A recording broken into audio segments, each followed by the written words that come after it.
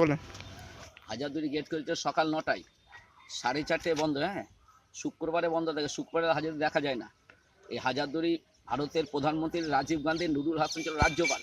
এটা 1985-তে রাস্তাঘাট ফুলের বাগান কাউন্টার, ঘরটাকে সাজিয়ে সংগ্রহশালা, ইংলিশে বলে মিউজিয়াম। তাহলে হাজারদুয়ারিটা সংগ্রহশালাও ছিল না, এইটা মিউজিয়াম ছিল, কোর্ট আদালত, বুঝে গেল। তাহলে হাজার ছিল আদালত, বেঙ্গল বিয়াস কোর্ট। নবাব সিরাজদৌল্লা থাকতো নদীর ওপারে, ওটার নাম ছিল হাজার দরবারি। আর এটা হাজারটা দরজা দিয়ে নাম দিয়েছে হাজারদুয়ারি।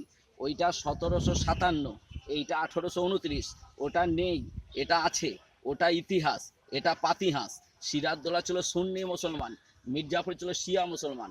শিয়া সুন্নি যেখানে, ইংরেজরা গেম খেলে ওইখানে, বুঝে গেল। তাহলে হাজারদুয়ারিটা 3 তলা কেন? নিচে তলায় রেভিনিউ স্টাম্প অফিস লাগে, পোস্ট অফিস ছিল না।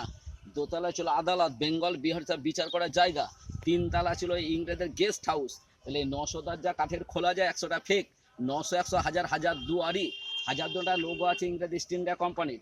হাজারদুয়ারির সামনে অংশটা ভারতবর্ষের অনেক জায়গায় দেখা যায়, যেরকম Serampore college, medical college, Rajbhavan, ম্যাকলিওর ভবন, টাউন হল, আমেরিকার হোয়াইট হাউস, পরে একই দেখতে, বোঝা গেল। যাকে গথিক মডেল বলা হয়। হাজারদুয়ারির জন্ম হয়েছে 1829। 1837-এ কোর্টে বিচার চালু হলো। 1881-তে লাস্ট বিচার। 82-তে কলকাতা হাইকোর্ট চালু হয়ে গেল, যখন কলকাতার নাম ছিল আলীনগর। তাহলে হাজারদুয়ারি ঘরের মধ্যে ঢুকবে, আছে দুটো আয়না।